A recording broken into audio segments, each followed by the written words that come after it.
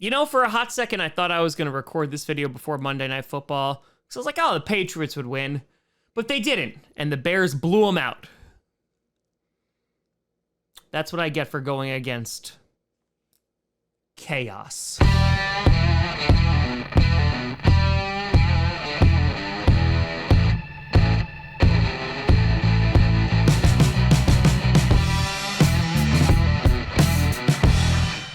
Grossi Posse Packer Nation. Welcome to an episode of Packcast, the podcast where you don't have to be Packers fan, but it sure does help. I'm your host, Tom. I truly, I know I've said this almost every week, but I really don't know anymore. There's like 2 good teams in the entire league, maybe 3, and we're just all guessing at this point. Grossi, and today we are going to be ranking the top 10 teams in the NFL heading into week 8.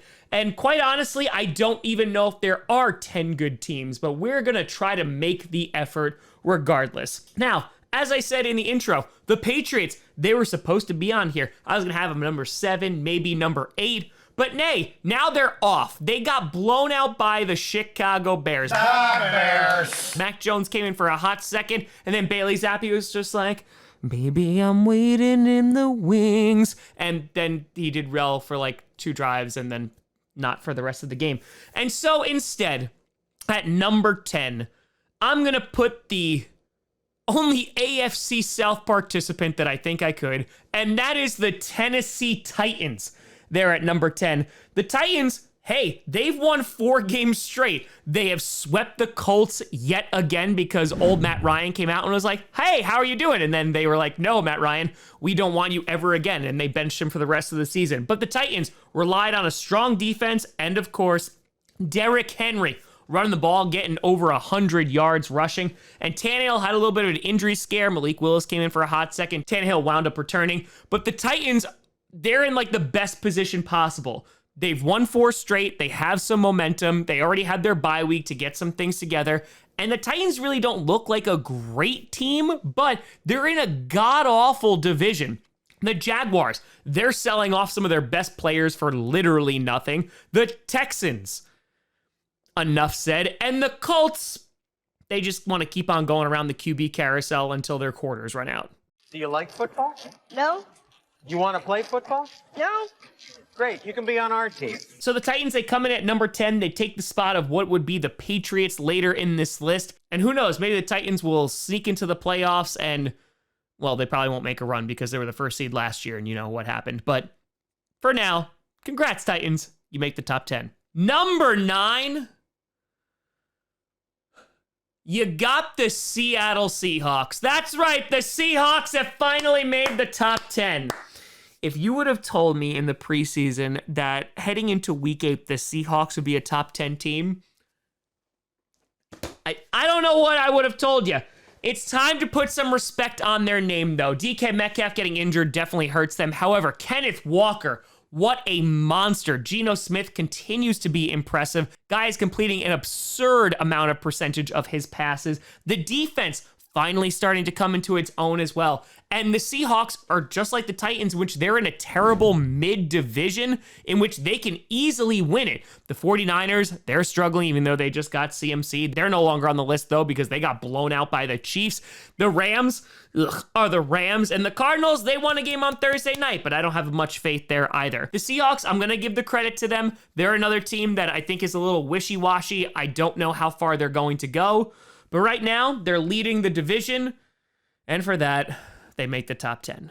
Number 8, you got the New York, still got to call them New York, Jets. The Jets coming off a win, a great defensive showing against the Denver Broncos. However, it came at a massive cost. Not only losing offensive linemen, but also losing their star running back, Breece Hall, who has been amazing over these past couple of weeks. He's out for the entire season. However, they were able to go out and they were able to get freaking Robinson from the Jaguars for next to nothing. And Robinson so underutilized with the Jaguars. And I know it's really just kind of a short-term deal, but that's all they need because Breece Hall will be back next year. And it's kind of just, hey, let's take advantage of this momentum that we have. The Jets have a really, really good defense. They have a solid run game. I think Robinson will be able to kind of plug himself into that while you also have Michael Carter. The most important thing is going to be that O-line and Zach Wilson, how he's going to perform later down the line because their schedule is going to get a little bit more difficult. So the Jets, they're in a really difficult position. I don't know if they're a playoff team right now, but even with the injuries, they're still in the top 10. Number 7, you got the kitty goes meow Cincinnati Bengals making their reappearance in the top 10. The Bengals finally look like the Bengals of old Joe Burrow throwing for like a cajillion yards. Jamar Chase, Tyler Boyd, just tearing it up against a very injured Falcons team. And yes, they have no corners left talking about the Falcons, but the Bengals still looked pretty freaking fracking good. On top of that, their defense was able to take care of business. The Bengals needed this kind of momentum, and I feel like we're saying this about almost every single team, but the AFC North is full of mid teams right now. The Browns losing. The Ravens finally didn't blow a lead, but they're suspect. And on top of that, the Steelers, well, they're the Steelers. So the Bengals, I think, are going to continue to be favorites to win that division. And right now, it looks like there's some hope back with the kitty goes meow. Number 6, you got the Dallas Cowboys knocking off the Detroit Lions. It wasn't the most impressive performance. Dak saying, listen, I chose to come back against the Lions, and he didn't look really that good. But I will say, I think the Cowboys will get better as time goes along. Dak Prescott's going to heal up a little bit. I'm sure there's some rust there. But you know where there's no rust? That defense and that run game, able to put a stop to anything the Lions were trying to do. And the Cowboys got a decisive victory, even though it was close for a little bit. The Cowboys are in a division which is arguably the best division in the NFC. Of course, the NFC beast is what we're talking about. And the Cowboys, I think, are going to go as far as their defense is going to take them. But with Dak, you open up the potential to have an explosive passing game. They already have a really good ground game. Let's see if they can put it all together and be a balanced football team going forward. Number 5, you got the Minnesota Vikings on a bye week this week. And honestly, they had the best bye week ever. You got the Packers freaking losing to the Commanders, and the Vikings, even though I think there are so many questions about them, I think that they are not a great football team right now. They're winning games. They've only lost one game this entire season. Yes, it was a blowout against the Eagles, but it doesn't matter because if the Vikings are able to kind of just string along a couple more wins, they are going to not only be favorites to win the NFC North, they might have it wrapped up by Thanksgiving the way the Packers are playing. The Packers are playing the Bills, and right now for the next few games, the Vikings have it a little bit easy. Their schedule will get a little bit more difficult as the year goes on. But right now, the Vikings are accumulating wins. They're healthy. They're the best team in the NFC North. Oh, God, I want to throw up. I hate them. Number 4, you got the New York Giants. Listen, they've won 4 straight games. You can't take it away from them. And basically all those games have not been pretty. But Daniel Jones putting together a really nice game. Saquon Barkley being the closer and closing out that game. They're not playing complicated football, but they're playing winning football right now. Defeating the Jacksonville Jaguars, forcing the Jaguars to make mistakes, and really just taking advantage of it. Daniel Jones is playing for his contract and his life, and it shows. Brian Daboll, what he's been able to do as a coach, he is by far the nominee for Coach of the Year right now. He is leading that pack. And he's leading the Giants to a lot of success. They kind of have an easy schedule going forward. Of course, they still have the division rivals that they're going to be playing against. But the Giants right now look like a playoff team. Are they going to go far in the playoffs? I honestly don't know. But it really doesn't matter because the Giants are exceeding all expectations right now. And for now, Giants fans, just enjoy the ride. Number 3, you got the Philadelphia Eagles dropping one spot, and a lot of it is going to be recency bias, but the Eagles were on a bye, and so I got to drop them a tiny bit because of how well the Chiefs played.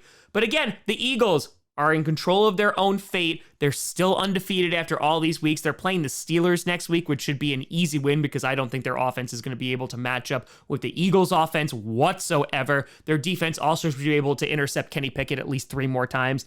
The Eagles are a very good football team. They look like the best team in the NFC, and I know that critics will say they haven't played anybody good, but I don't know if there's anyone good in the NFC, and I mean that with all of my heart. We're all bad. So right now, the Eagles are just playing the teams that are in front of them. They're beating the teams in front of them. And quite honestly, they may be undefeated for quite some time. Number 2, you got the Kansas City Chiefs. Oh boy, did the Bills awake a sleeping giant. The Chiefs absolutely decimating the San Francisco 49ers in that second half. Kept it close in the first half, but then things blew up. Mecole Hardman having the game of his life. Juju Smith-Schuster, another 100-yard game. On top of that, MVS having a 100-yard game. Travis Kelce had 98 yards. And it just seems like that offense is unstoppable. The offensive line only allowing 1 sack on Patrick Mahomes. That should be the big story coming out of this because Patrick Mahomes has time. The defense, I think, is underrated, and they are more than favorites to win their division in the AFC West, which has been very, very lackluster. It really just seems like the Bills and Chiefs are playing a different game than the rest of the league. You know you're going to be seeing both of these teams facing off in what will more than likely be the AFC Championship game. And until then, I have a feeling the Chiefs are going to kind of just bulldoze the rest of the league. And finally, no surprise here. They're on a bye, but it doesn't really matter. You got the Buffalo Bills. The Bills had the luxury of taking the week off, but should be getting Tre'Davious White back for the Green Bay Packers. Oh yeah, and they're playing a struggling Packers team this Sunday night at home, where the Packers have never beat the Bills at home. And yeah, their head coach is also not lost after a bye week. Not great, Bob. The Bills just look like the most complete team in football. Their defense, their offense firing on all cylinders. They can run the ball, but they don't have to. Josh Allen is on another planet right now. And considering how the Patriots are looking, the injuries to the Jets, they're probably still going to win the division because the Dolphins are going to try to continue to get their groove.